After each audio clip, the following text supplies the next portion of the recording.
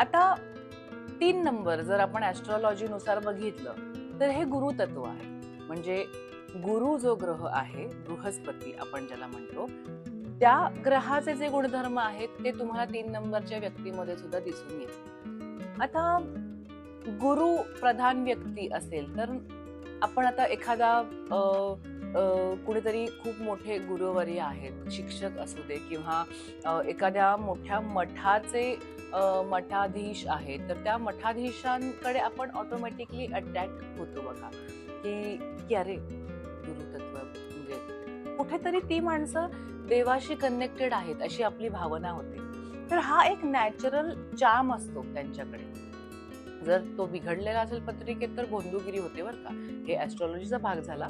पण शेवटी सगळ्या शास्त्रांना एकत्र घेऊन आपण जेव्हा पुढे जातो तेव्हा अभ्यास करता करता तुम्हाला ही गोष्ट कळेल.